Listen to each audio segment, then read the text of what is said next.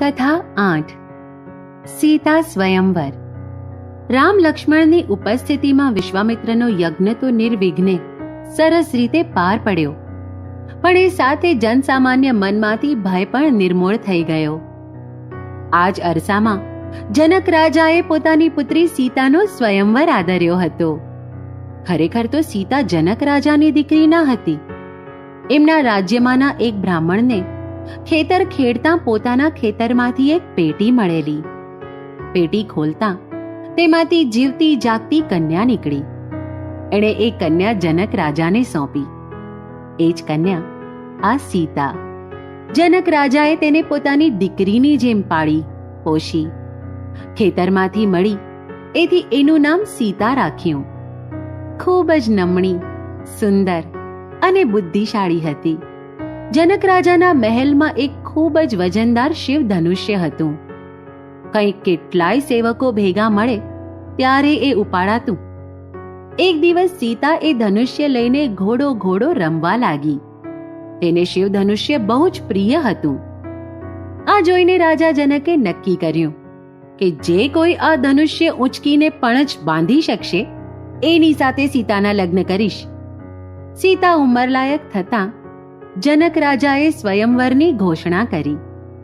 સ્વયંવર માટેની શરત પણ દેશના રાજાઓને જણાવી દીધી. સીતાના સ્વયંવરની ઘોષણા વિશ્વામિત્રના કાને પણ આવી હતી.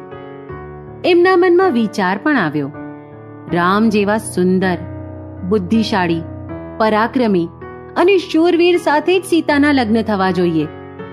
પણ જનકની શરતનું શું? વળી વિચાર આવ્યો, રામનું પરાક્રમ તો મેં જાતે જ નિહાળ્યું છે. રામ જેવા શૂરવીરને માટે શિવધનુષ્ય ઊંચકવું અશક્ય ના જ બને. આમ વિચારી વિશ્વામિત્રે રામ લક્ષ્મણને સ્વયંવરમાં લઈ જવાનું નક્કી કર્યું. ફરતા ફરતા ત્રણેય સ્વયંવરના સમયે મિથિલા નગરીમાં પહોંચ્યા. રાજમહેલ અનેક રાજાઓથી ઉભરાતો હતો. સોના રૂપાની જરીવાળા કપડાં પહેરીને અને પોતાની કાંતિથી બીજાઓનું ધ્યાન આકર્ષી લેતા કેટલાય રાજાઓથી સ્વયંવર મંડપ હકડેઠઠ ભરાઈ ગયો હતો. વિવિધ રંગની વેશભૂષાઓથી સ્વયંવર મંડપ શોભી રહ્યો હતો, જાણે રંગોની જ સભા ના હોય. રામ લક્ષ્મણ વિશ્વામિત્રની સાથે સ્વયંવરમાં પહોંચ્યા. રાજકુમારોનો વેશ તદ્દન સામાન્ય પ્રકારનો હતો. એમાં કશી જ વિશેષતા ન હતી. ફરીથી એક વખત સ્વયંવરની શરત મોટા અવાજે જાહેર કરવામાં આવી. અનેક લોકો મળીને એ વિશાળ શિવધનુષ્ય સ્વયંવર મંડપમાં ખેંચી લાવ્યા અને તેને મંડપના મધ્ય ભાગમાં મૂકવામાં આવ્યું. રાજાઓને આહ્વાન કરવામાં આવ્યું. એક એક કરીને રાજાઓ પૂર્ણ આત્મવિશ્વાસ સાથે આગળ આવવા લાગ્યા ને ધનુષ્ય ઉપાડવામાં નિષ્ફળ જતાં ફજેત થઈને પાછા જવા લાગ્યા. કોઈ સફળ ના થયું.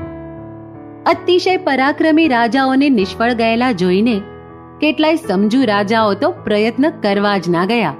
પોતાના આસન પર બેસી રહીને તેઓ બીજાઓનો તાલ જોવા લાગ્યા. આમાં કોણ સફળ થશે એ વિશે સૌને કુતૂહલ થવા લાગ્યું. હવે યોગ્ય સમય આવ્યો છે એ જોઈને વિશ્વામિત્રે રામને ઈશારો કર્યો. રામ વિશ્વાસપૂર્વક શિવ ધનુષ્ય પાસે ગયા. આ છોકરો શી મોથ મારવાનો છે એવા વિચારથી સહુ રામનો ઉપહાસ કરવા લાગ્યા. પણ બીજી ક્ષણે બધાના મોઢા ઉતરી ગયા, કારણ રામે સહજતાથી શિવ ધનુષ્ય ઊંચકી લીધું હતું. રામ જેવી પણજ ચડાવવા ગયા કે કડક અવાજ સાથે ધનુષ્યના બે ટુકડા થઈ ગયા. રામનું પરાક્રમ જોઈને બધા સ્તબ્ધ થઈ ગયા. જનક રાજા ખૂબ ખુશ થયા. સીતા અતિશય આનંદ પામ્યા. રામ દેખાવે સુંદર તો હતા જ, પણ પરાક્રમી પણ છે એ સિદ્ધ થયું.